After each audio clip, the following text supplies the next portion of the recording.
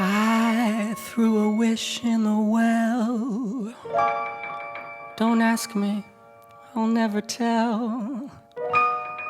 I looked to you as it fell, and now you're in my way.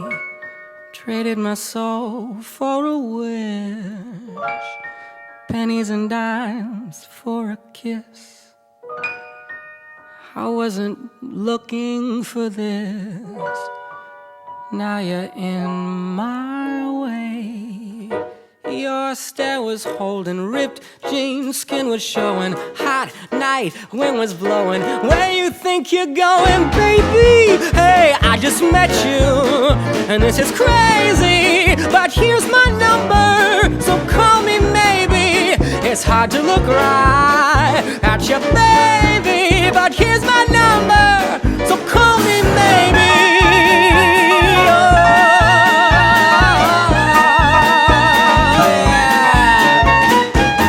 Took your time with the call, I took no time with the fall. You gave me nothing at all, and still you're in my way. I beg, I borrow, and still I have foresight, and it's real.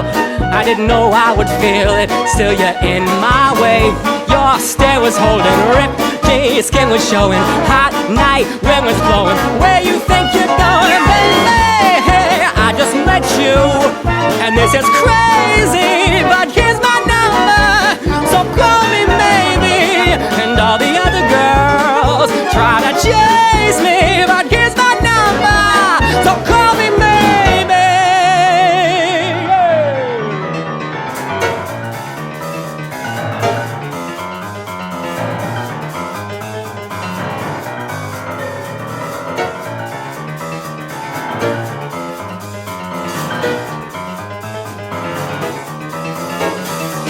Before you came into my life, I missed you so bad. I missed you so bad. I missed you so, so bad. Before you came into my life, I missed you so bad.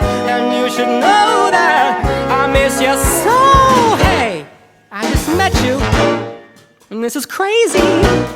Like, here's my number, so call me maybe. It's hard to look right at your baby, but here's my number, so call me maybe. Hey, I just met you, and this is crazy, but here's my number, so call me maybe.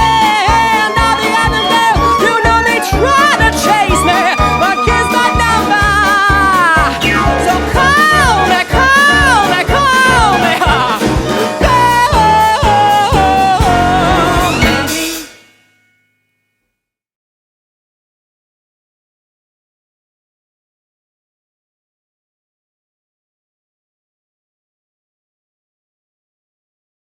Welcome to Meet the Biz.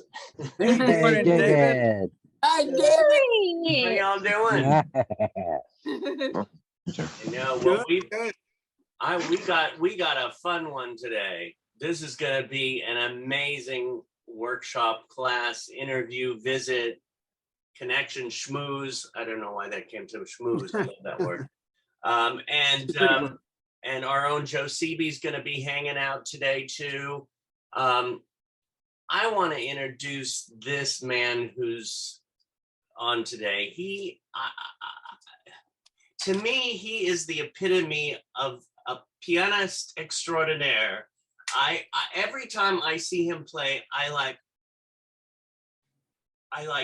this is what happens. I freeze with like, I get chills. I'm getting chills now because the way he plays, the way he contributes to his, I mean, he puts his whole body, his soul into what he does. And I think he's the best of the best. I mean, he's just amazing. In fact, he's one of those people, and he's one of the nicest people around, but he's also I get around it, but I get a little nervous. And he never knew this, but I get nervous because he's, you know, when somebody is so good that you're going, hi. So anyway, he is just amazing. I'm going to just introduce him now. We're going to talk. We're going to have fun. Mr. Todd Schroeder. Yay! Thank you. What an introduction. Thank you very much. Well, thank you. I mean, again, every time I am at a place and you're performing, I just, oh, Todd's playing today. I'm just, one of my dreams on my bucket list is to one day, when I do a show again, which has been, I don't know how long, I have to hire you and have you as we will make that happen for sure. Yes. Yeah. So I was reading your biography and you grew up, and the first question I wrote was, growing up, who was your favorite musician? The first person that comes to your mind. Wow. All right.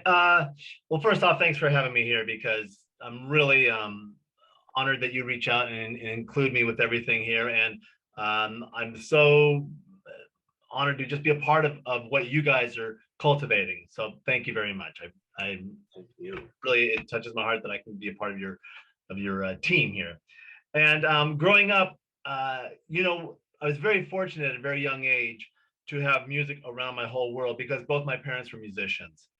And my mother played the clarinet, and my mother is one of those artists that can you know, do pottery amazingly, and then she had stained glass for a while, and then she was pine needles, and she was making baskets. And my father was an amazing pianist.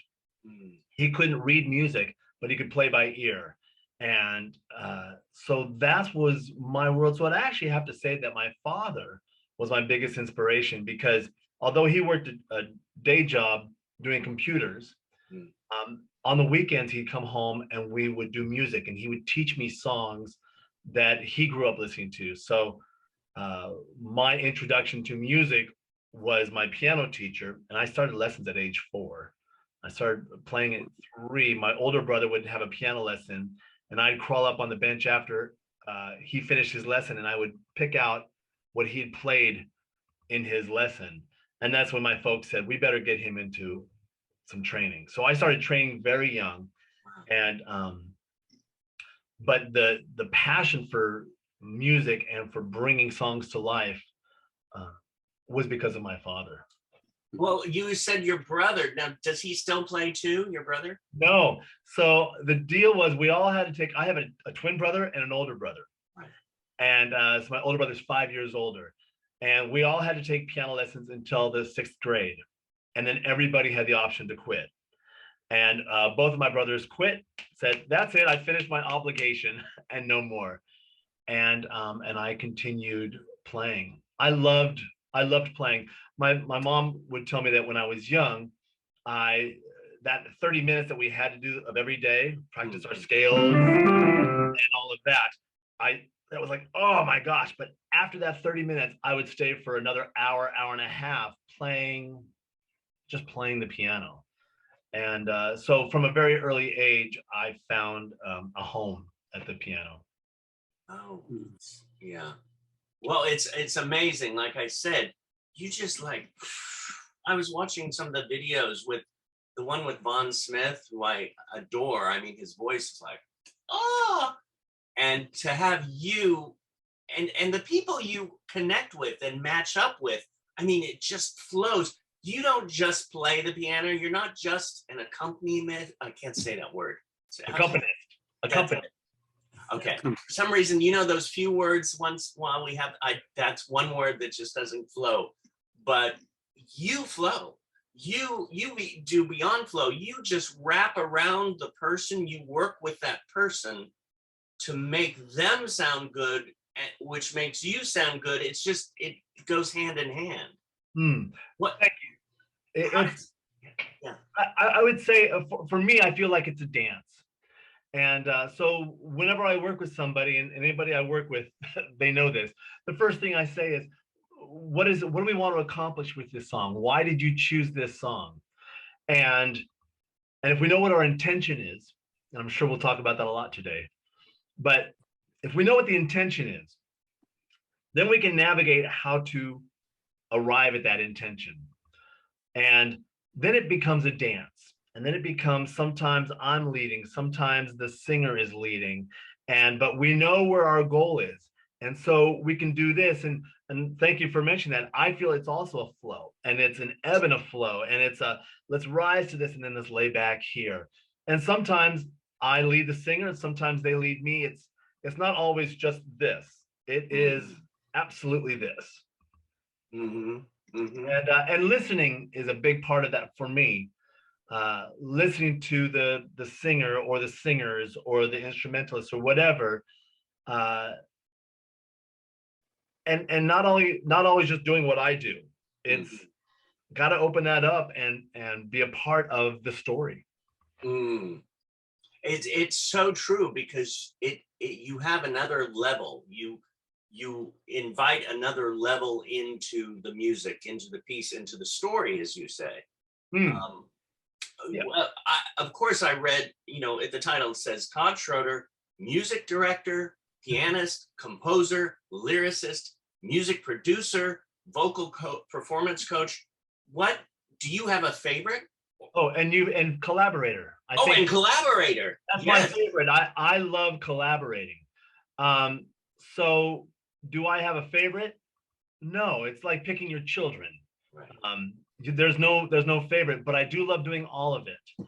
And I incorporate all of those skills into what I'm doing. So if I'm music directing, it involves being a vocal performance coach, it involves being a producer, and it involves being a collaborator. And if I'm being a music producer, I'm also a music director, I'm also a musician, and trying to understand all the pieces that are necessary for whatever project I'm working on. Again, I'm not good with just blinders and doing just this, because I want this. My goal is to bring all this together. Yeah. And everything. And I feel that if I just do this, maybe I'm missing some opportunities to make something better. Right. Well, a lot of you making things better, you have worked with so many people. I mean, Billy Porter, Jason Alexander for 25 years, I read. Yes. Yeah. The legendary Angela Lansbury. That has been a gift that was given to me.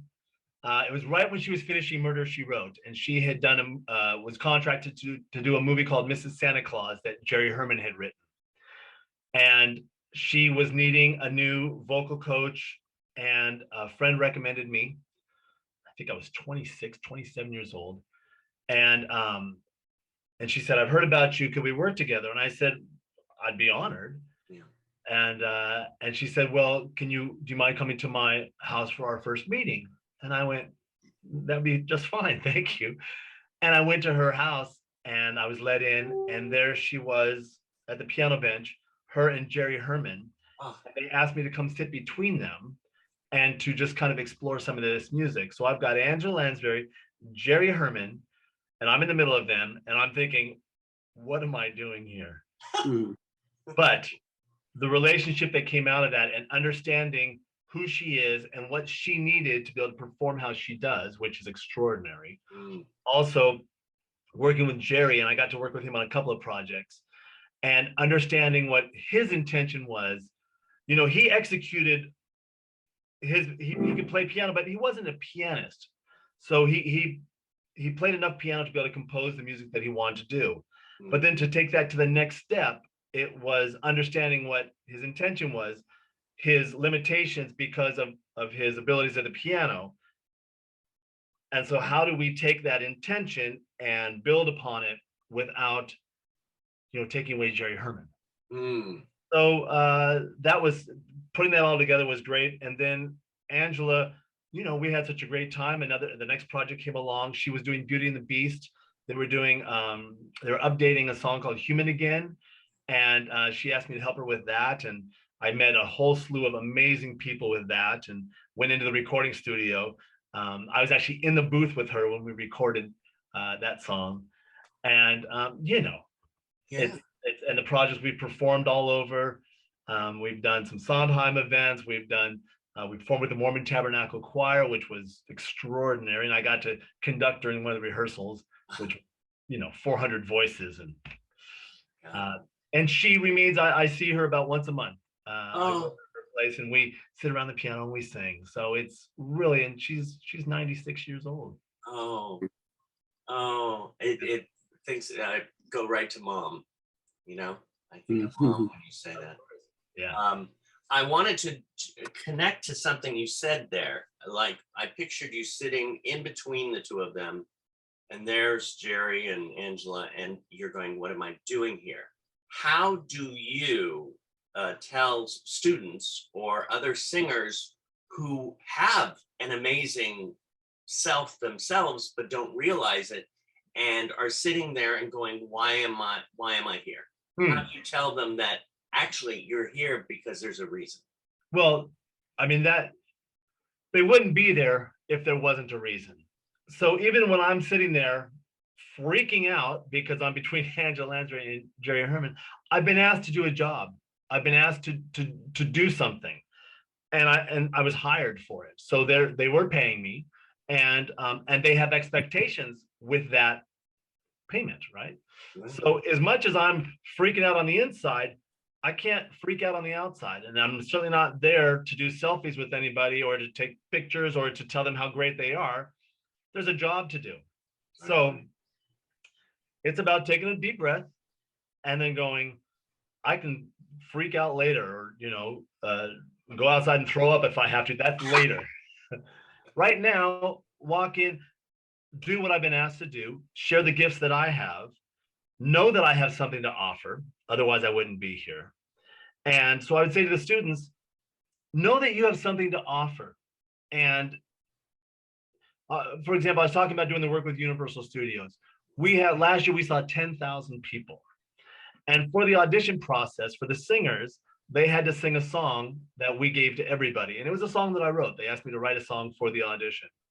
So I heard this song 10,000 times. It was never done the same way. Same words, the same notes, but it was never performed the same way. So if you've been asked to go to an audition or to do a job, well, all these people do this, not like you.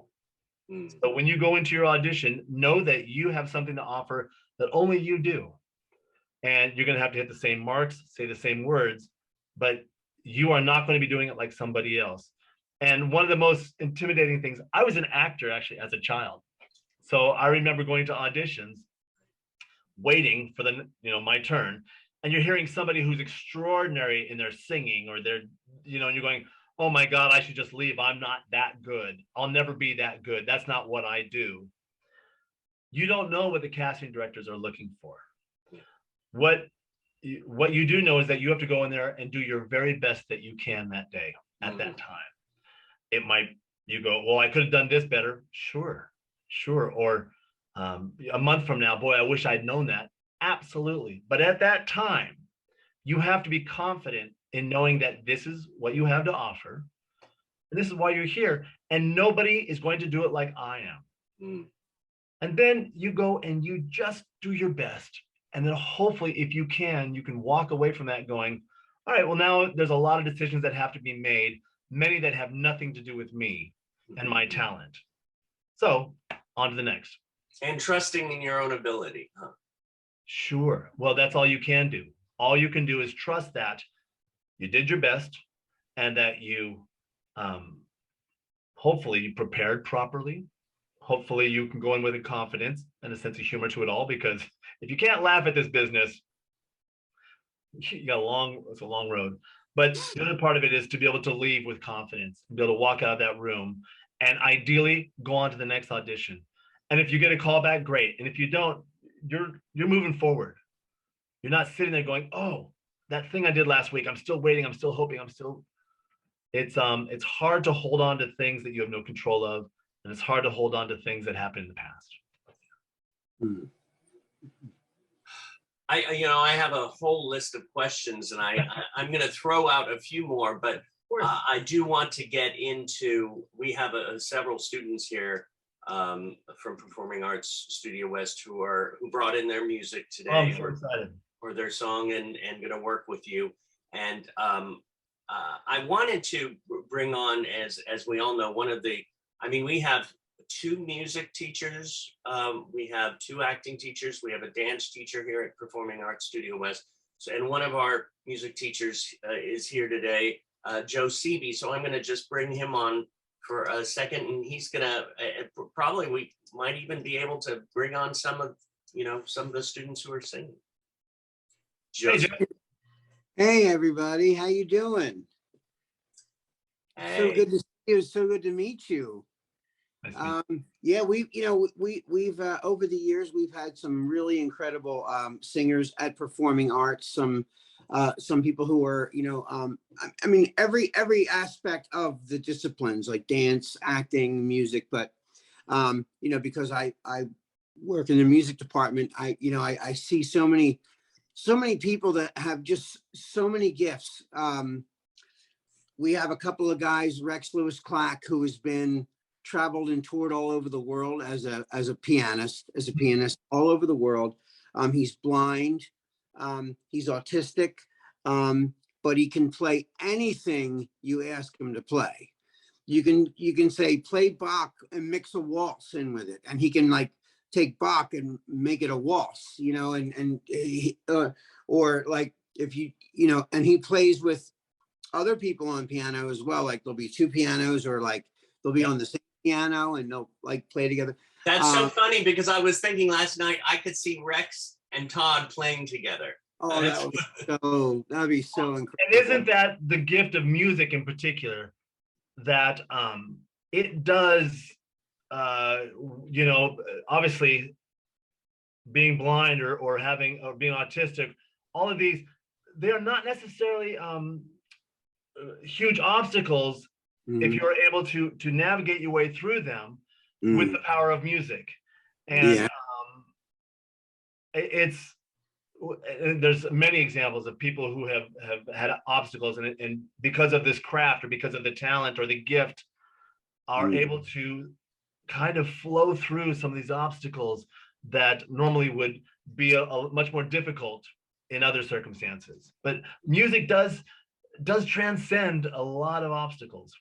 Well, it's so funny because as when we get on stage or when we perform, we get nervous. Where someone like Rex, he finds comfort and solace in the performance. That he's not afraid of it. It's a warm bed for him. It's a warm, comfortable place.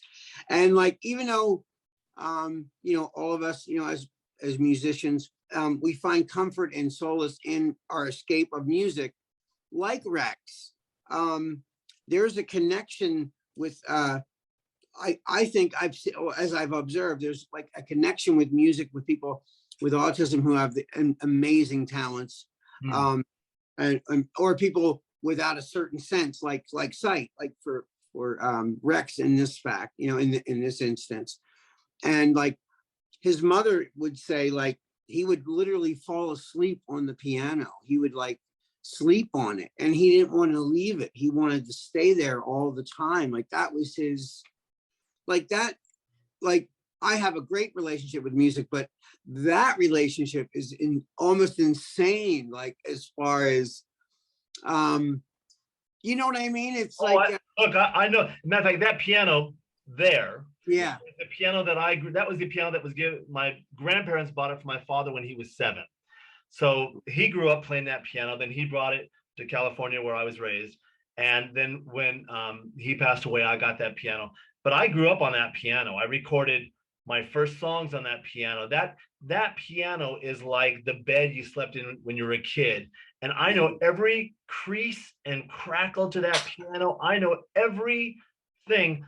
That piano has been my best friend, has been my therapist, has been my everything. So I completely understand that. I have fallen asleep at the piano. Yeah. But I've also used that piano to help me through life-changing moments. And there is a comfort and there is a confidence in that piano. And then, of course, once you have that and know that that exists, going to another piano doesn't seem as scary.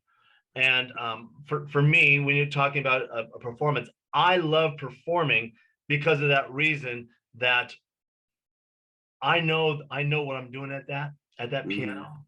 Mhm. I don't necessarily know what I'm doing when I'm driving down the 405 freeway, but I Right. know what I'm doing when I'm at that piano. And Mhm. with that confidence, as we talked before, I don't have to worry then about playing. Now I can listen to who I'm working with. I can listen to the band. I can hear what the drummer's doing. I can hear a guitar player pulling off a riff. And yeah, I think I want to double. I want to harmonize with that because I got this part handled. Now it's all right. What's next? And then once you get that, then what's next after that? And so, and you'll hear me talk about this a lot with the students, but preparation is everything. You can't go into a performance scared. You can't go into performance going, God, I don't know what's going to happen. Oh, you better know what's going to happen, because if you can know what this is going to happen, now you allow yourself to open up to the unknown. But you can't go in going, boy, I don't know what I'm supposed to do here. That's not fair to yourself or the musicians you're working with, or in any capacity. And so preparation, if you've got your gig down, and then now open yourself up to listening, to dancing. Well, Well, you that's- know what I love too, that's so powerful, is there is that piano, this solid core from your childhood growing up, and right on it is that gorgeous ovation I wrote. Yeah, yes. It's that wonderful reminder that says, oh yeah, that was a good project. Yeah. And it was recognized. It's in this business, and Joe, you know this, and David, you know this business can sometimes be very rewarding, and sometimes it can be not rewarding at all. And we have to continue to move forward. So if you have things that bring you confidence and that remind you, yep, keep working hard, it's important for the balance. Right. Yeah. Well, Joe auditioned over the last 2 weeks.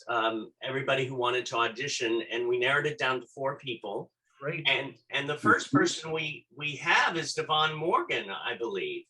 Oh, good. Let's see who we have here. Devon Morgan.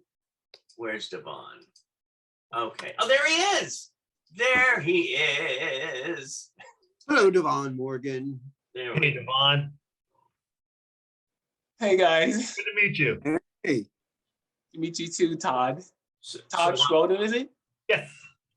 It's good to meet. wonderful. It's good to I'm finally gonna meet get you. out of. I'm gonna get out of your way so you guys can do it, do your thing, and have fun. Excellent. Yeah. Excellent. All right, Devon, what are you gonna sing for us today? I'm gonna be singing a karaoke song. Mhm. It's called "Whatever Will Be," Okay, great. and it's sung by Vanessa Hudgens. Great. Let me get it set up. And I'm just gonna make some notes so we can talk about it afterwards. Okay. I'm gonna...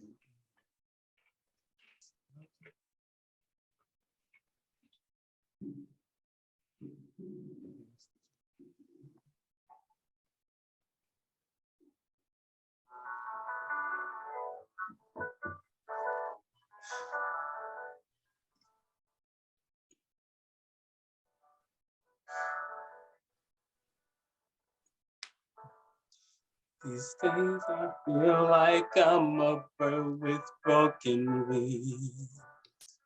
At times I've dragged my now and envy where I've been. But that's when quiet wisdom takes control. At least I've got a story no one's told. I finally learned to say, whatever will be, will be. I've learned to take the good, the bad, and me. 'Cause although we like to know what life's got planned. No one knows if shooting stars will land.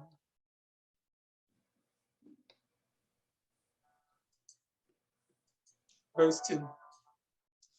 These days it feels naive to put your faith in him, to imitate a child falling backwards on the snow.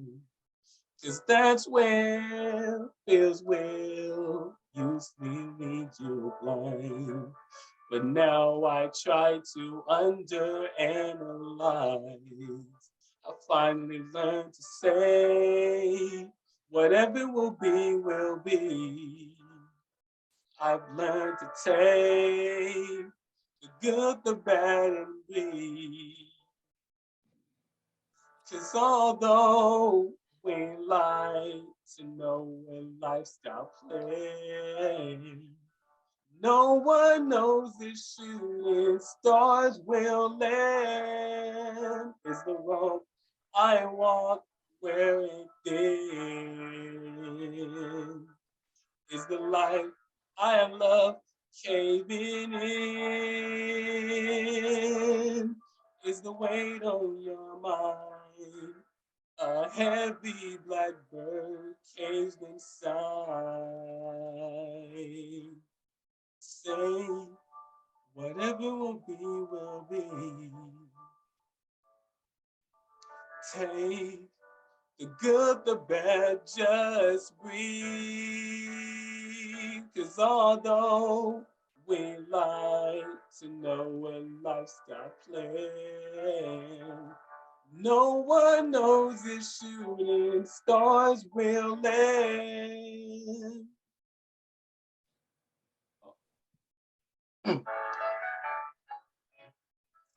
Whatever will be, and I have learned to take the good, the bad, and breathe.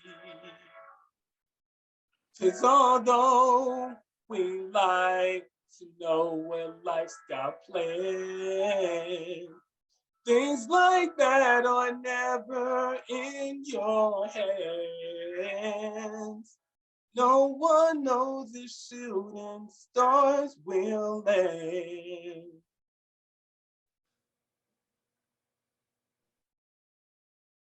Great, great, great, great. Good Congratulations. job. Great, great. All right, Devon. So I want to just dissect this a little bit, and I'm gonna break this down. First off, I would love for if anybody wants to write down these 3 questions. So the first question is, what is the song about? The second question is, who am I singing it to? Mhm. And the third question is, what do I want to get out of it? So the first question is, what is this song about? The second is, who am I singing it to? And the third question is, what do I want to get out of it?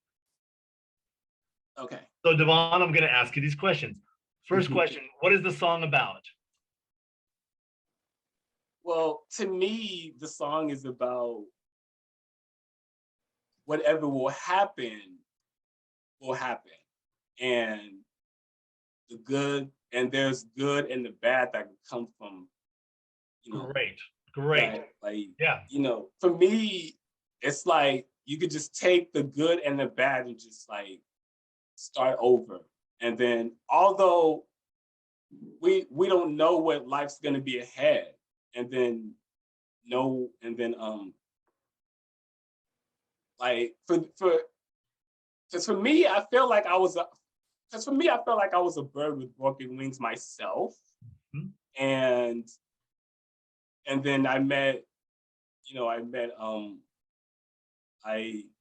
never gave up. And then I know fears will lead me blind sometimes, but when I sing songs like that, I just feel more relaxed and calm in a way. Sure, because what a great lyric that is, right? Yes. It says, I don't have control of this. Whatever was going to be is going to be.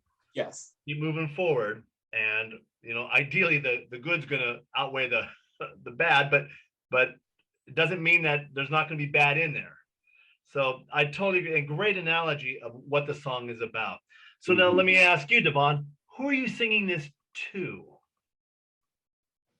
I'm singing this to Matthew Selden. Great. All right. So very clear, which is great. So you're singing this to Matthew. Now the third question, what do you want to get out of it? Or why are you singing it to Matthew? What do you get out of it by singing it to Matthew? I get comfort when I sing it to him. I get really relaxed and feel better towards the end.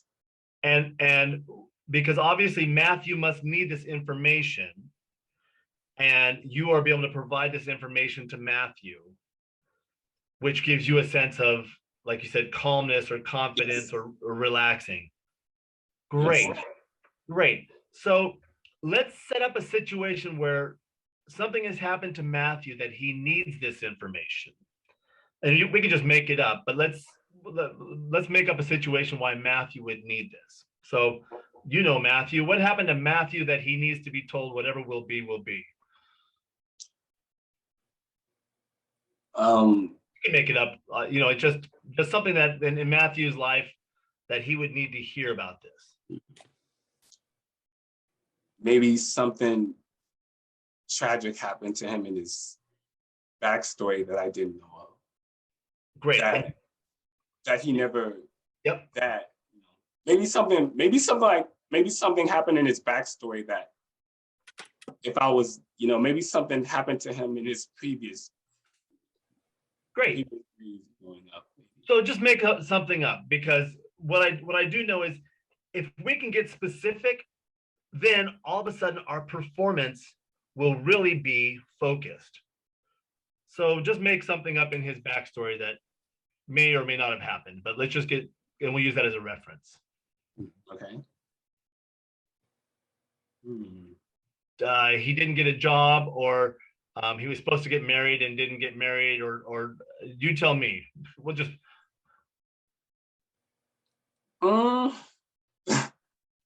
Let's do it about a job. Matthew auditioned for a TV show and didn't get the part. Yeah. Very simple. Okay, so can you do me a favor, Devon? Can you just the verse? Can you just speak it for me? The first verse? Yes, but speak it as if you're telling Matthew.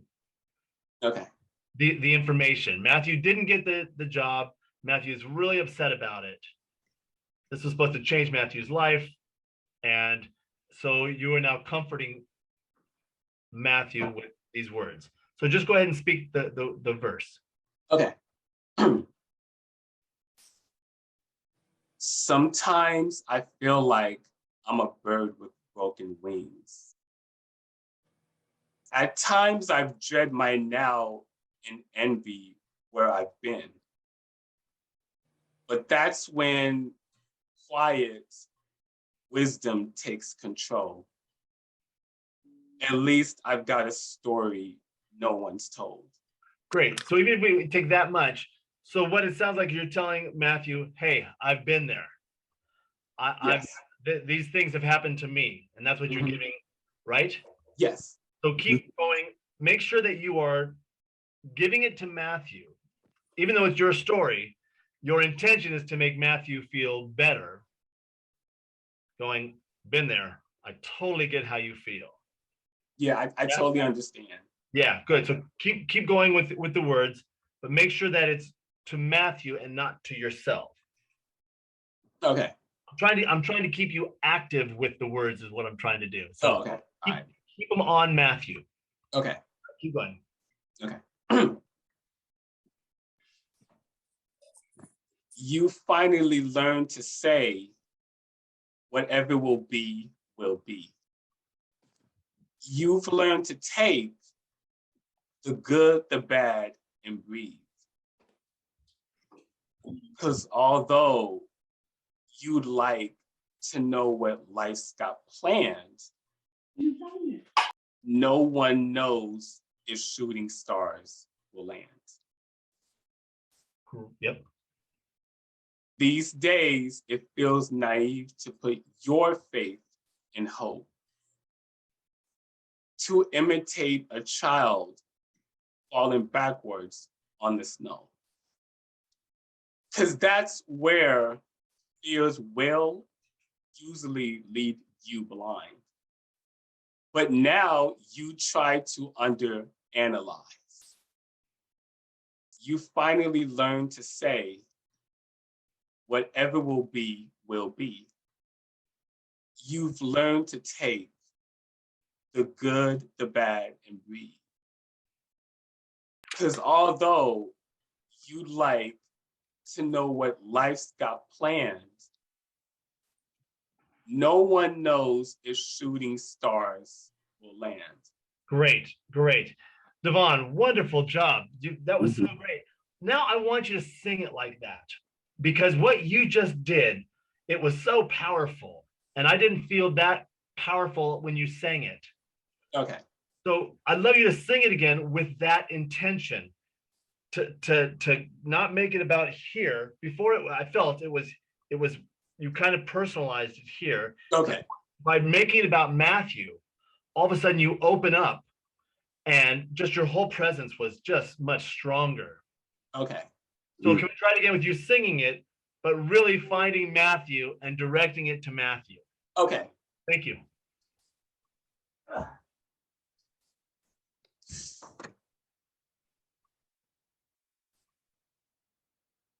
From the top, here we go.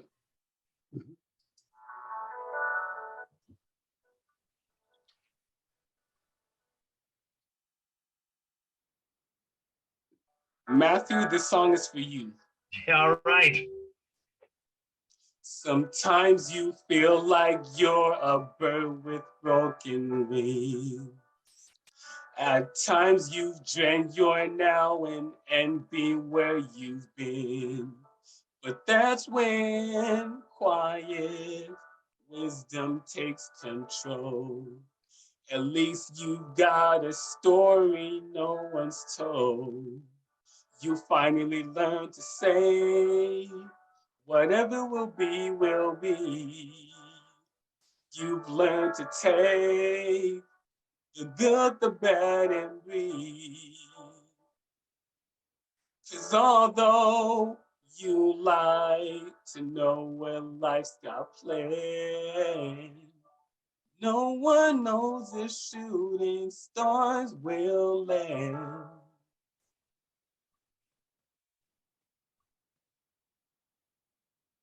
Good.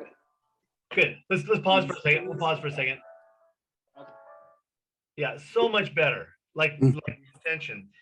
I want to just point out one thing. The culmination of this whole thing is no one knows where a shooting star will land. Yes. Right?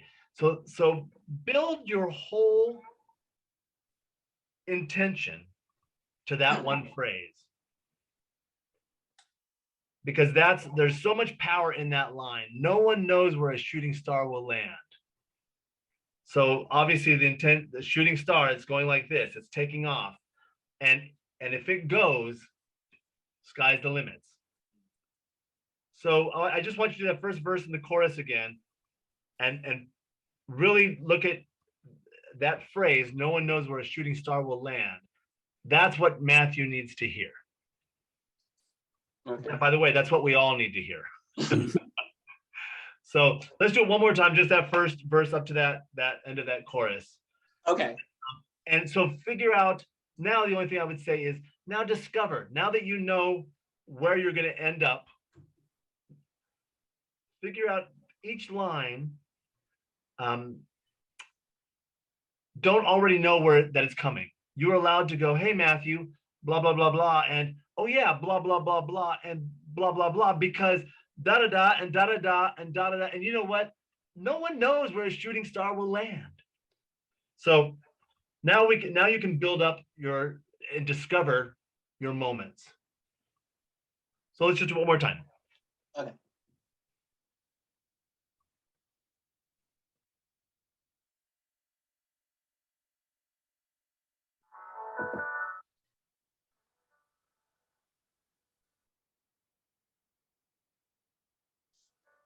Matthew Selden, listen to me.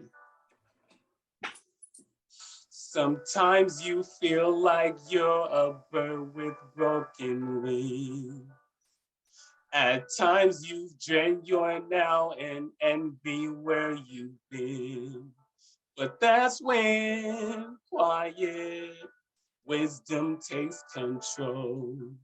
At least you got a story no one's told. You finally learn to say, whatever will be, will be.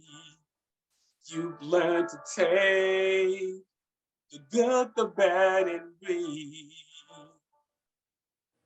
'Cause although you like to know what life's got planned, no one knows if shooting stars will land. Great, great, Devon. Nice work. Yeah. And what was great about that is now in your storytelling, there are nooks and crannies that you can explore with each line because you know where it's going. And one of the other things that I really liked about the adjustments that you've made is it is present. And I don't feel like you're just singing a song now. I feel like you are presenting a song.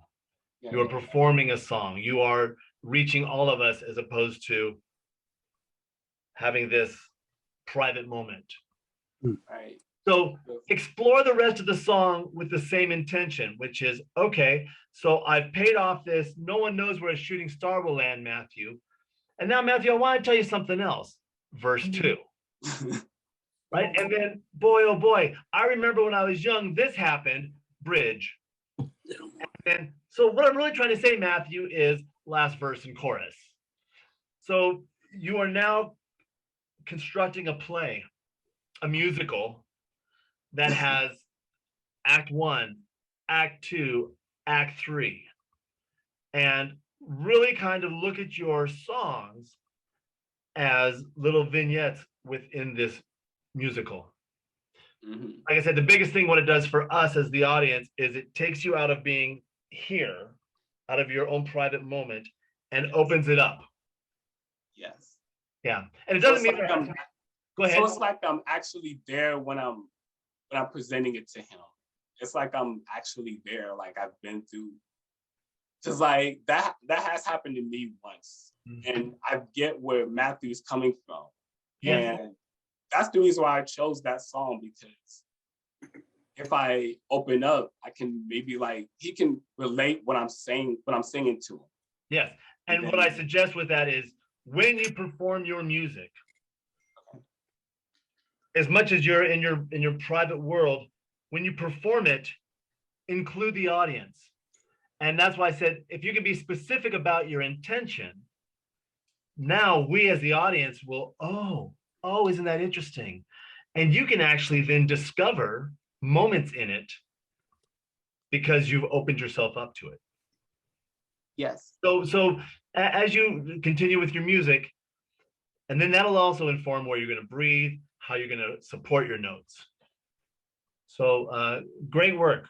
Keep moving forward with that idea. It really brought you up and out. Thank you. Thank you. All right. Very nice to meet you. You too, Devon. Thank you. Thank you so much.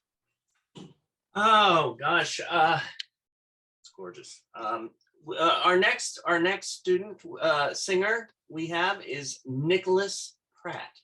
All right, Nicholas. Hello, Nicholas. Todd. Welcome, or I should say, welcome me here. Yes. What are you singing for us today, Nicholas? 8 days a week. Great. So let me ask you, why? Why does this song rock your world?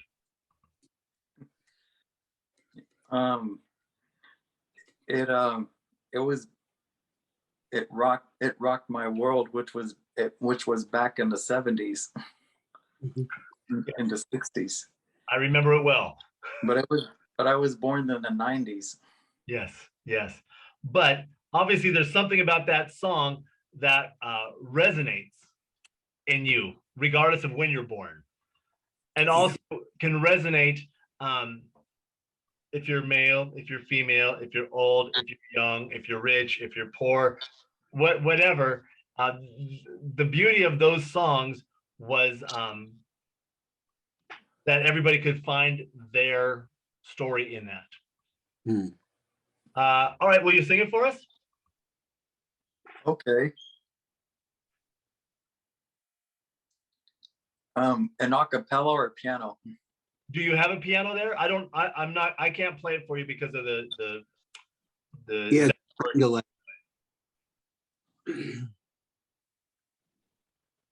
Ooh, I need your love, babe. Yes, you know it's true. Hope you need my love, babe. Just like I need you. Hold me, love me, hold me, love me. I ain't got nothing but love, babe. 8 days a week. Love you every day, girl. Always on my mind. One thing I can say, girl. Love you all the time. Hold me, love me, hold me, love me. I ain't got nothing but love, girl. 8 days a week. 8 days a week. I love you. 8 days a week is not enough to show I care. Ooh, I need your love, babe. Yes, you know it's true. Hope you need my love, babe. Just like I need you. Hold me, love me, hold me, love me. I ain't got nothing but love, babe. 8 days a week. Great job. 8 days a week. I love you. 8 days a week is not enough to show I care. Love you every day, girl. Always on my mind. One thing I can say, girl. Love you all the time. Hold me, love me, hold me, love me. I ain't got nothing but love, babe. 8 days a week. 8 days a week. 8 days a week. Great job, Nicholas. Yay. Great job. All right, so let me ask you, Nicholas, what is this song about? It's about to me, it's about a lady's love and a woman's love in men. 8 days a week, every single week. Right. And also so do you think this person wants a relationship or is in a relationship? Well, it's always in his mind, and it's a relationship. Okay, so let me ask you, Nicholas, who are you singing this song to? My care provider. And what is your care provider's name? Kristen Fernandez. All right, so we're going to sing this to Kristen. Why are you singing it to Kristen? Because I like her. Great. All right, and so what you're saying is, I've got all this love in my heart. I have more love. I don't have just 7 days a week. I have 8 days a week worth of love. But what's interesting about this song is in the little bridge or pre-chorus, love me. Hey, help me out with the lyrics here, Nicholas. Ooh, I need your love. I need your love, babe. Yes, you know it's true. Na, na, na, na, na, na, na, na, na. love me, right? So it's these things that you are asking Kristen to do. Hold me, love me. What are the other lyrics? Help me out, Nicholas. Hold me, love me. Hold me, love me, Hold me, love me. I ain't got nothing but love, girl. babe. 8 days a week. Yeah, baby. 8 days a week. So, ooh, I need your love. So there's a thing that says, hey, I need something from you, right? It's not just I love you, but I need your love. Yeah, Does that make sense? yeah, So not only you're saying I love you, but more importantly, I need your love. I need you to hold me and love me. Does that make sense? yeah. All right, so I'd love you to sing this again, and we'll just do it a little bit of it from the beginning with that intention that, hey, Kristen, I need your love. I need you to do this for me, and I need you to do this for me. So you're kind of asking her. Yeah, and I'm also dedicating this song to my mom and my grandma.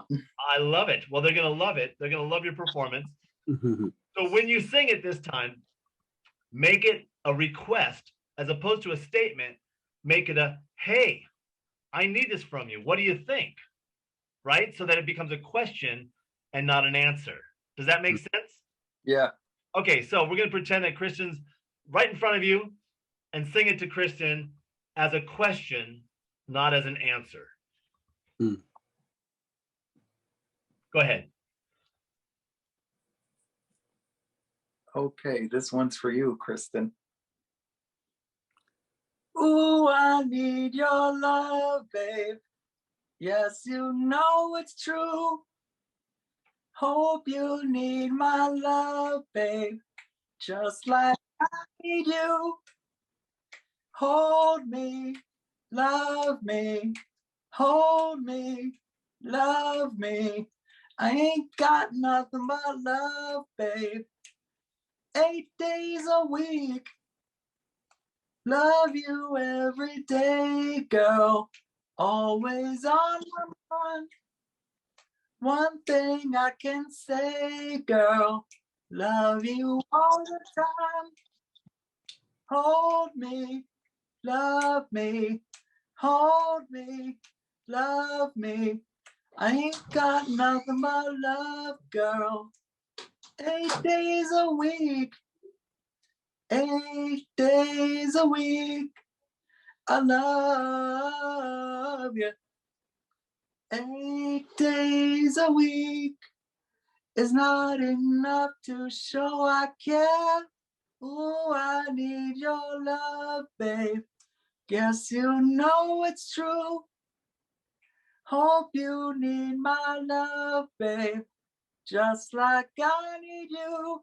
Oh, hold me, love me. Hold me, love me. I ain't got nothing but love, babe. 8 days a week. Good, Nicholas. Very nice. Oops, Thank you. lost Nicholas. Yeah, I can also do cartoon voices. Oh, you're like a voiceover artist. Yeah. Mm. Yeah, and I've been playing the piano ever since. Good for you. Do me a favor. I just want you to sing one more thing. I want you to try, you know, the little bridge. 8 days a week, I love you. Sing that again, and I would be very curious if you would sing that as a wedding proposal. Okay. Just do the 8, and you can slow it down. You know, 8 days a week. I love you. 8 days a week is not enough to show I care. Do it one more time and really slow it down. Make it like I said, like a wedding proposal. Just very slow, very gentle. How's this? Can you see my face? I Yep. can't yet. 8 days a week Even slower.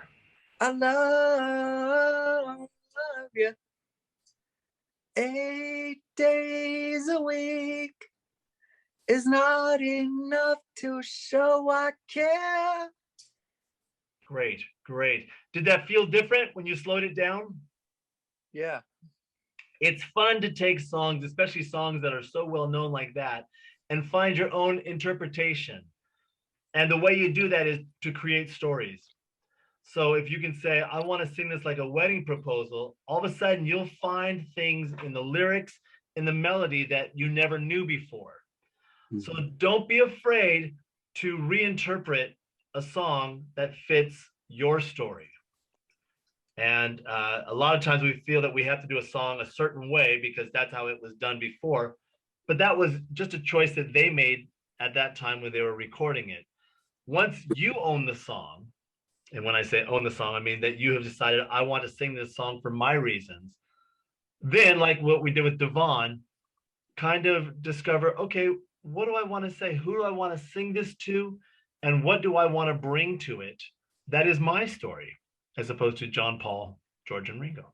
You know, I just want to add something real quick. You know, we at Performing Arts Studio West, we did two full albums of stylistic covers from all these artists. We did so we a lot of these guys are familiar with that. Yeah.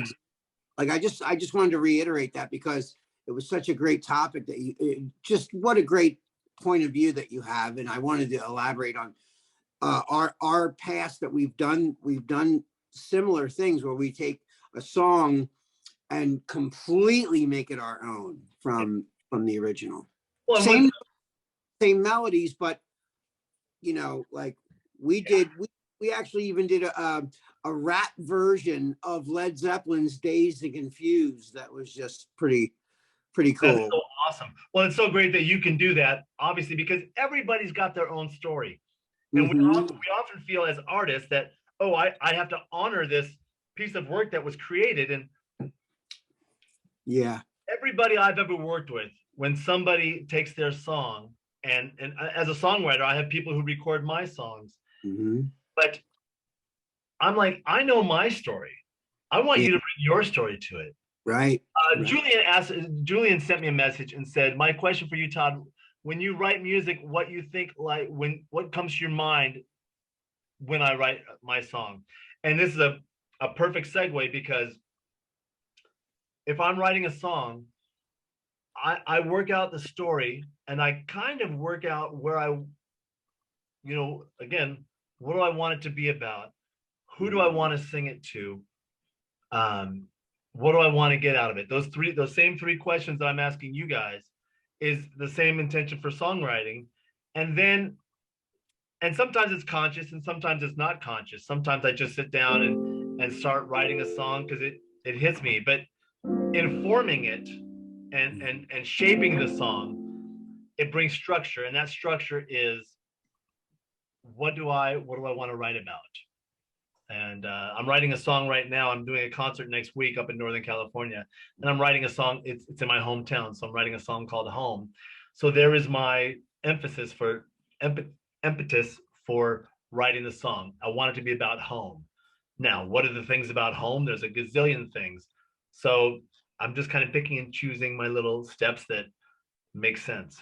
So, and as Joe was saying, we have permission to take well-known songs and reinterpret it, or to write our own songs and then let the world enjoy it and maybe do their own version of it. Yeah. Hey, where in Northern California? A little town called Sonora up in past Yosemite. And that's where I grew up, and I do a concert every year to raise money for a scholarship that I started 27 years ago for high school seniors who are graduating that want to pursue a career in the arts. Oh, that's awesome. That's wonderful. And our good friend Jason Alexander is coming up and performing in it, and Sam Harris is performing in it, and a very amazing singer named Jordan Hill is performing in it, and they're all going to come up to my little town of 10,000 people, and I've done this every year. I grew up in the Bay Area. Where did you grow up? San Mateo County. Oh, sure, I know it well. So, and right now I'm hanging out with Mom during the end of the pandemic here. So I might just have to get in the car and come up to Sonora. Join Mary Jo Mundy. She just moved up to the East Bay. I saw her last week. Yeah, she is threatening of coming over. It's on April 30th is my concert. I'll send you the information. Okay, good. Oh, that's awesome. Hey, we have our third amazing, beautiful singer today is Teresa Tenario. Teresa, Teresa, she's blind too. Yeah. Hello. Hi, Teresa. You have a great name. Yeah. Thank you. How you doing? I'm very good, thank you so much. Thank you so much for being here. So you'll sing for me today? Yep. I have an original song that I'm gonna sing, and I dedicated this to the people who's been married for a long time and still feel the same. Great. You know, for one another.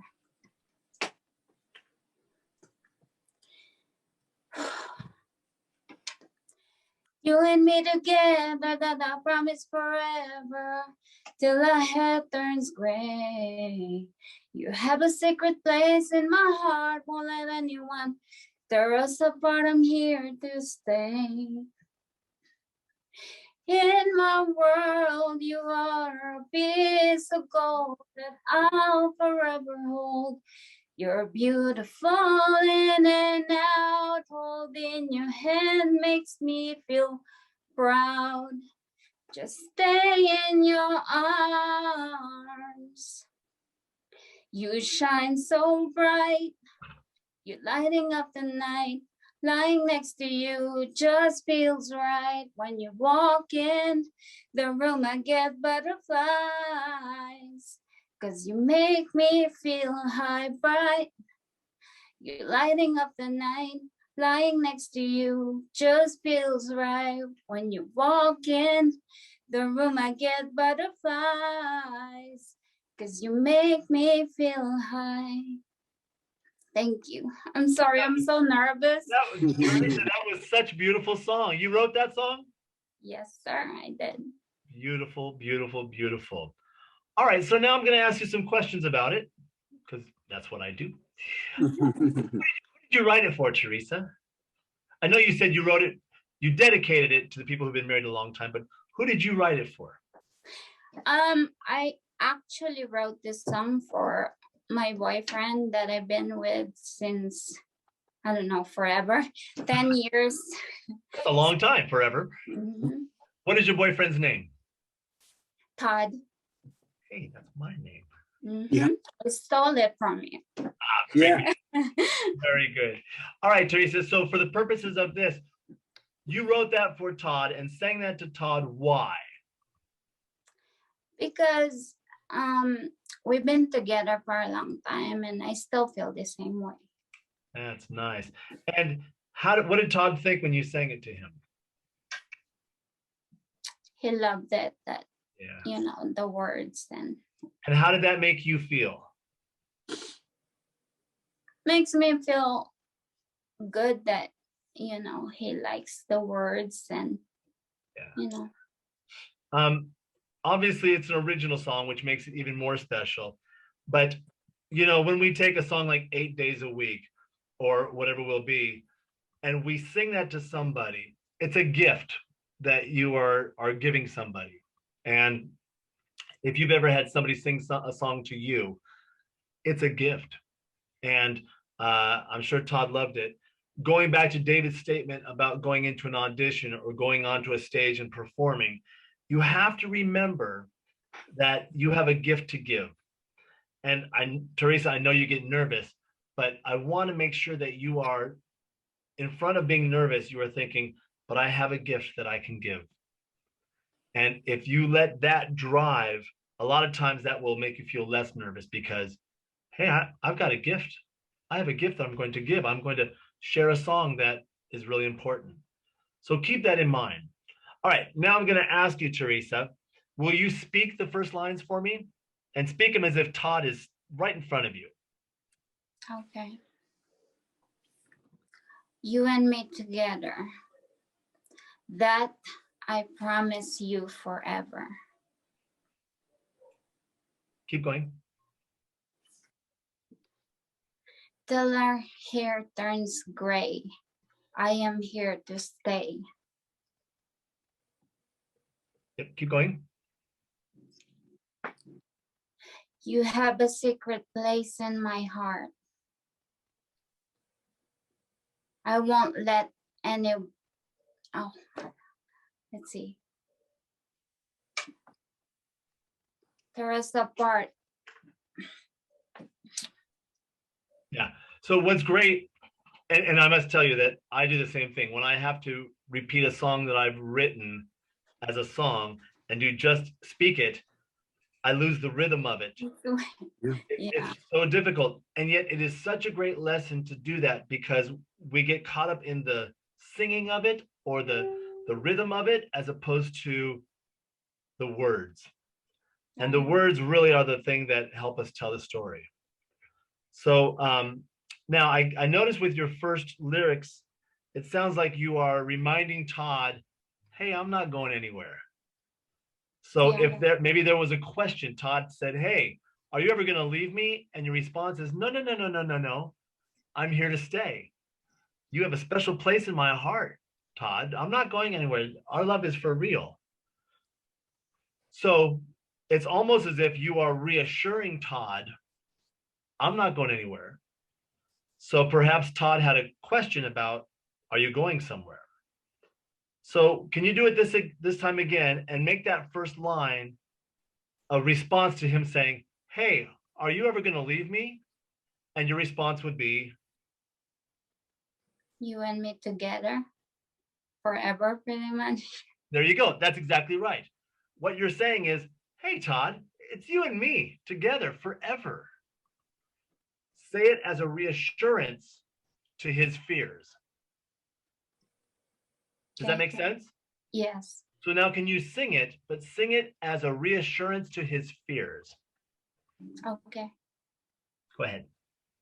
You want me to do from the beginning to end? Or? Yes.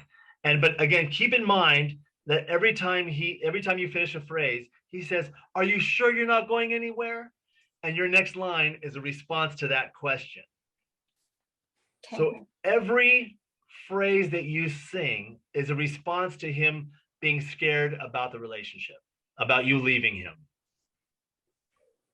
All right. Okay, give that a try. You and me together, that I promise forever. Till my head turns gray. You have a secret place in my heart. Won't let anyone tear us apart. I'm here to stay. In my world, you are a piece of gold that I'll forever hold. You're beautiful in and out. Holding your hand makes me feel proud. Just stay in your arms. You shine so bright. You're lighting up the night. Lying next to you just feels right. When you walk in the room, I get butterflies, 'cause you make me feel high. Good. How did that feel? Did it feel different by reassuring him? Yeah.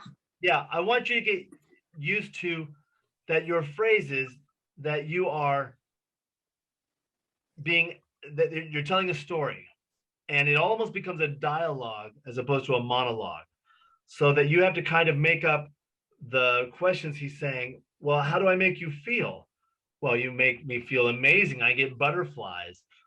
Or the first line. What is it? It's you and me forever till our hair grows old, gray. Till our hair turns gray. Yeah. Till our hair turns gray. Well, obviously. but it's such a great line. If you were to sing that to this Todd, I would have the biggest smile on my face, because that's a long time. It's just so wonderful. So do it again this time and look at his face smile when you're singing to him. Like he's come to you with, oh my gosh, Teresa, I'm nervous about our relationship. And you go, we're going to be together till our hair grows gray. And he's going to just smile. He goes, really? And you're like, yes, Todd. So look at his smile every time you say one of your phrases and see how it makes you feel and how it makes you react to sing the next line. Okay. Let's just try it again one more time from the beginning. Look at his smile. Look at his face. Look at the tears that are welling up in his eyes. All right. And I want to see the reaction on your face to what he thinks about what you're singing to him. Okay. Okay, go ahead. You and me together, that I promise forever, till our head turns gray. You have a secret place in my heart, won't let anyone tear us apart. I'm here to stay. In my world, you are a piece of gold that I'll forever hold. You're beautiful in and out. Holding your hand makes me feel proud. Just stay in your arms. You shine so bright. You're lighting up the night. Lying next to you just feels right. When you walk in the room, I get butterflies, 'cause you make me feel high. Great. So what I can tell you, you breathe differently this time. And that's what I was really trying to pay attention to. You supported your phrases so much better. And I think it's one, you're not as nervous as you were, but also because now that you have an intention for your phrases, they're driving out of your mouth much better. And that's just a general note to everybody, which is when we know what we're singing about and we know our intention for it, now we use all of our storytelling skills. We use our hands, we use our eyebrows, we use our smiles, and we breathe to prepare for our intention. And we've done that since our whole lives. We know what we need to do to get food or to get, I want this, I want that. And we breathe and we prep. Right. So when we sing, sometimes we get nervous and we take a small breath and we just put, but if you go, no. And all of a sudden there's support. So from a technical aspect, you sounded much better because you supported your intention. So always keep that in mind to support your intention with hands, with breathing, with eyebrows. That's just words. Beautiful job. I hope Todd is very happy with you. He and better be. He better be. If there's ever any doubts, just sing that song for him. It's kind of magical. Hey Todd, we'll send you the copy of the song. We recorded it in the studio. I would love to get that. Thank you very much. Yeah. I'll definitely send it to you. When I finish, I'm working on the mix actually right now. So fantastic. They're very lucky to have you, Joe. That's great. That's great. Yeah. All right, Teresa. Good luck to you. Thank you, Todd. Next we have Mr. Patrick. Hey, David. Yes. She said thank you, Todd. Was that for this Todd or was it for you, Todd? Todd. For you. This Todd right here on screen. I don't know. It sounded very affectionate when she said thank you, Todd. I think my other Todd. Yes. Oh, I love it. Oh, that's funny. Mr. Patrick Story. There we go. We'll unmute you now. There you go. Now you can sing hello there. Wow. Oh, Patrick, we've got a microphone. We've got a curtain. You are set. Yeah, he's prepared. Great, Patrick. What are you singing today? I have to be alone. All right. Let's hear it.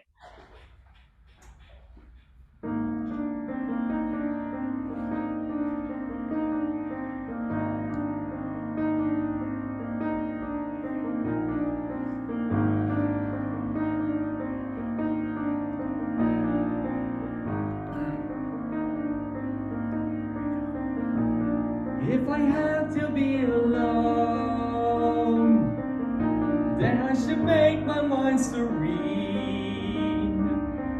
I've After all, you're born alone, you die alone, you might as well spend every moment in between alone.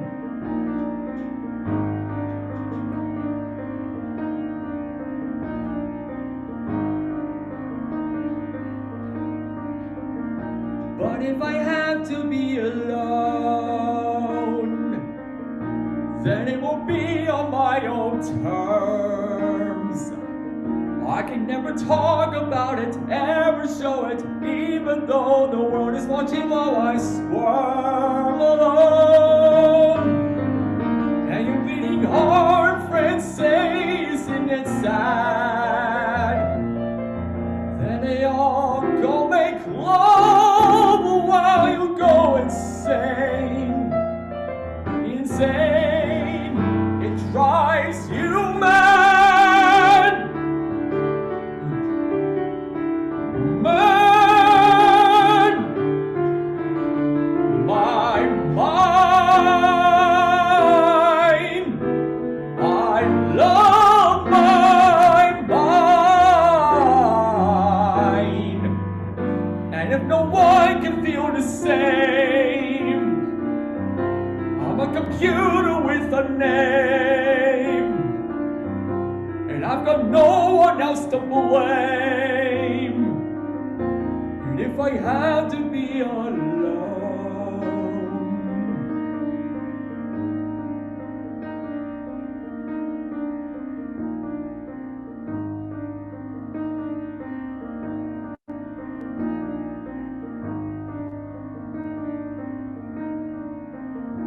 and if nobody understands that special creature that is me, and if they fail to see the me I see, then no one else knows truly what it is to be alone. Maybe once in a lifetime you lose your will, then you let down your guard, but they cower in fear. In fear, it makes you ill. Ill. My heart,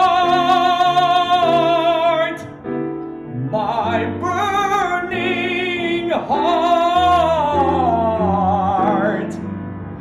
And if no one will quench the flame, I'm not obliged to do the same. And then they'll have to share the blame, because I have to be alone. Because I have to be alone. But I don't want to be alone.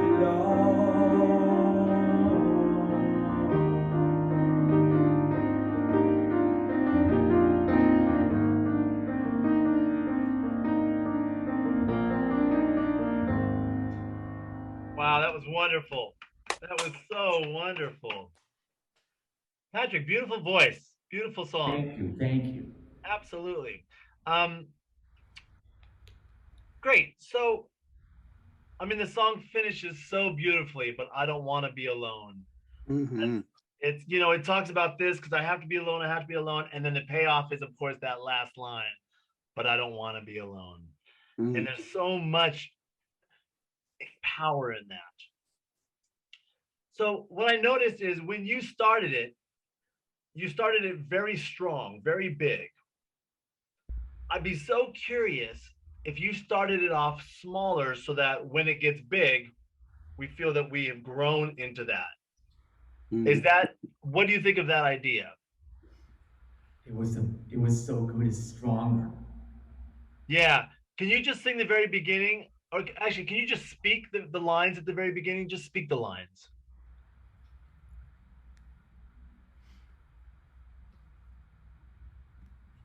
I don't know what they are. Yeah. Let's do this. Let's have you sing it again. Just do this. We'll just sing a little bit like the first 32 measures. If we can do that. Let's go from the beginning again. and just go a little smaller at the beginning and then get bigger as it builds.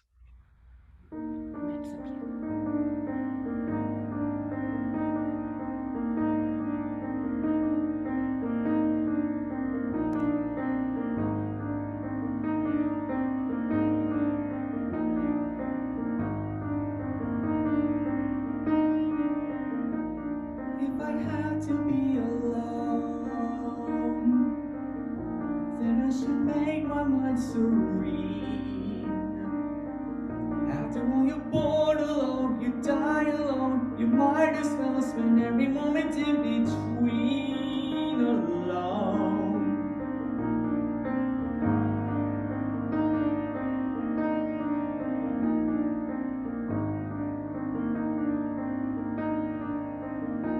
But if I have to be alone,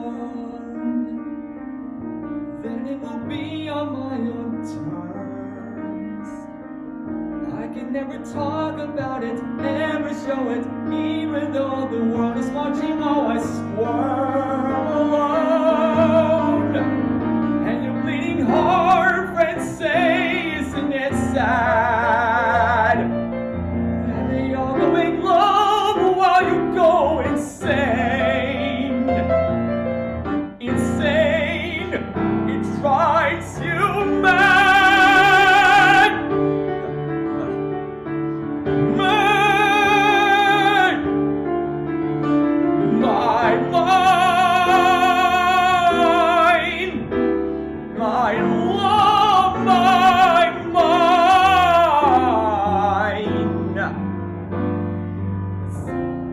Great. That was, for me, so much more interesting. For you to start it off vulnerable and, well, if I've got to do this, if I have to do this, and then it grew so that when you got to mine, you took us somewhere. Yeah. So keep that in mind of the storytelling, that just because you have this beautiful voice, but sometimes the voice will do the work, and the next step is to let the intention do the work and take us on a journey. And so then you got the mine, and then go back to ba-da-da-da-da-da-da-dum. Oh, and then it builds again. It builds again. So it's really lovely. You've got a lovely voice. Peaks and valleys, yeah. A great song. So now find some storytelling in it that is not just big right out of the gate. Does that make sense? Mhm. Yes. Great. Beautiful job, Patrick. Thank you so much. Wow. I'm just sitting here. I'm tearing up. I'm just taking it all in. I get to sing sing a song for all of you now? Yes. Yeah. All right. Yes. If you know it, you can sing along. I see trees of green, red roses too. I see them bloom for me and you. And I think to myself, what a wonderful world. I see skies of blue, the clouds of white, bright blessed day. Dark says goodnight, and I think to myself, what a wonderful world.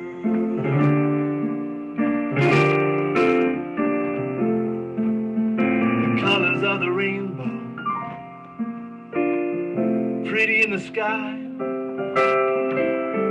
shining on the faces of people passing by.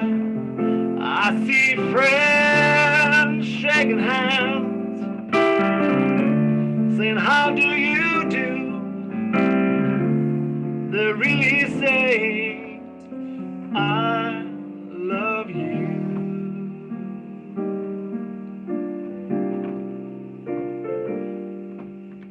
hear babies cry, and I watch them grow, they'll know much more than I'll ever know. And I think to myself, what a wonderful world.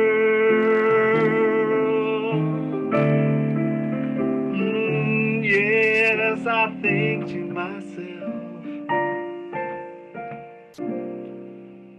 what a wonderful world.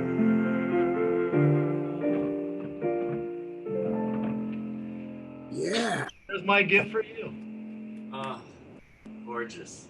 beautiful. Todd Schroeder, thank you so much. This is amazing. Yeah, It's truly beautiful. amazing. I know we have just a few minutes left, and yeah, I know there's a few people are saying, "Oh, can I ask a question? Can I ask a question?" Yes, of course, of So course. I'll bring a few people on. We might have, let's see who we have here. Julian Carrasco. We have one here. There we go. Let's see. Here we go. Last unmute. Hi, Julian. I think you're on mute. I can't. There you are. Oh, there we are. Hi, Julian. Hey, Todd. What's when you write music, Yeah. what comes in mind? Well, I mean, all sorts of things. It depends if I'm writing from my soul, which I always do, but sometimes I write for me, and sometimes I get hired for a project. So, but you know, good storytelling, I always want the lyrics to match the melody, because I want music is storytelling also. So I want to make sure. Do you get emotional? Say that again. Do you get emotional? Always, and it's always different emotions though. Happy, sad, reflective, not angry. I never write when I'm angry, because I don't feel that is what I'm trying to emote. If I am upset about something, I tend to write about hope, or I'll write about what got me upset, but I never write about being upset without an intention to get better. I see. But of course I get emotional because it's my heart. That's what creating, whether it's drawing or singing, playing, art comes from emotion, and art comes from wanting to tell a story. And as we know, you know, people have told stories since the beginning of time, in music, in dance, in hieroglyphics on a wall. They all are there to tell a story. So that's what the same intention is when I write music. Beautiful. Nice. Great question, Julian. Beautiful. Thank you. Yeah. Thank you. Yeah. We have someone from the Meet the Biz who visits once in a while, who's a wonderful, glorious singer, Cynthia Thomas. There she is. Hi, Cynthia. I think you're still on. Oh, there it is. No, she's good. Okay, I'm unmuted. Hello. Hello, Cynthia. How are you? You have a beautiful voice too. Thank you. This is such a wonderful environment to share. Yes, yes. I'm glad I caught it. I'm like, oh my God, I have to get this. I wanted to be a part of this, you know. Can you share a little something with us? David, do we have time for Cynthia to share? Sure. I'll just do a little part of, I'm going to be doing a show in Palm Springs later on this year. And I decided to do Send in the Clowns. I've never sang this song in public, but I'm going to try it out on you guys today. Just a few verses, okay? Thank you so much. All right. Okay. David, you put me on the spot. Okay. Isn't it rich? Are we a pair? Me here at last on the ground, you admitted. Where are the clowns? Isn't it bliss? Don't you approve? One who keeps tearing around, one who can't move. Where are the clowns? There ought to be clowns. Just when I stopped opening doors, finally knowing the one that I wanted is yours, making my entrance again with my usual flair. No one is there. Don't you love farce? My fault, I fear. I thought that you want what I want. Sorry, my dear. But where are the clowns? Send in the clowns. Don't bother, they're here. Wow. Yep. That was so great. You know, that right there is the master class and everything I've been talking about. Cynthia, that was gorgeous. And if I may, I just want to break that down for the people watching. Okay. From the first lyric, she was active. That isn't it rich? That was a real question. And she gave it just the same as that she would if she was speaking it. And that's why I asked so many of the students to speak their monologue or speak their songs as a monologue, because you've got to figure out how you would deliver this without just singing it. Don't let the melody do the work. And obviously Cynthia has that, again, that first lyric, you had me, because I was interested just to know, oh my gosh, she's asked this question, where's she going with this? And the next line, aren't we a pair? I think it's the next line. It has intention, it has activity. One of the things I was with Devon was, don't make it about you, make it about Matthew. Make it about, have that intention, have that outward projection with it, because now as an audience, we want to know where this goes. Now, Cynthia has a glorious voice, as we all heard, and that makes it all the better. But I promise you, if Cynthia did that as a monologue, it would be as engaging, because you lived it. You lived that message. It was obvious to us, and that's what we want from every performance, whether it's an audition or it's your, 3 years on Broadway doing the same song. It still has to have that same activity to it. Mm-hmm. Thank you. Thank you. Yeah, so nice. Well, I just want to thank you, and we want to thank you so much for coming and sharing some time with us. And this is beautiful. It is my pleasure. You guys, I encourage all of you to keep moving forward in your dreams, in your careers, in your days. Just keep moving forward. That's what we all need to be able to wake up doing, moving forward.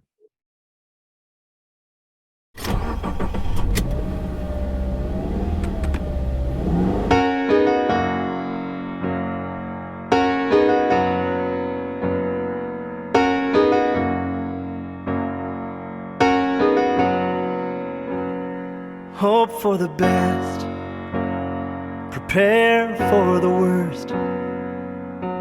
Don't get upset if you don't come in first. Shoot from the hip and love from the heart. Take a few more taking art. Don't cut in line, just wait your turn.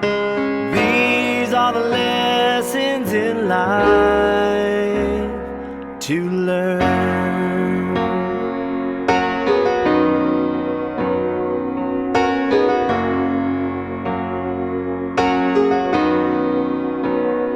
Cross every T, look 'em straight in the eye.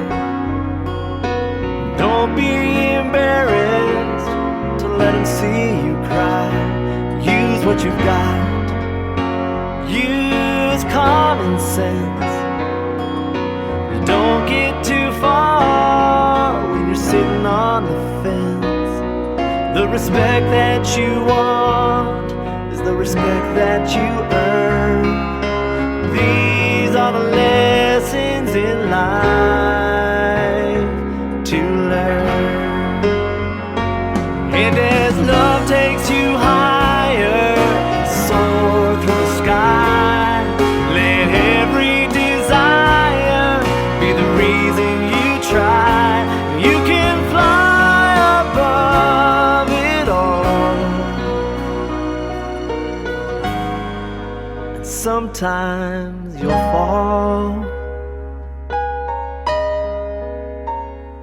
Never give up. Sometimes give in. Look where you're going, not where you've been. Take a deep breath. Be steady and strong. Stand for what's right. Admit when you're wrong. And when you grow up, you're on your own. If you ever feel beaten or sad or alone, to my arms you can always return.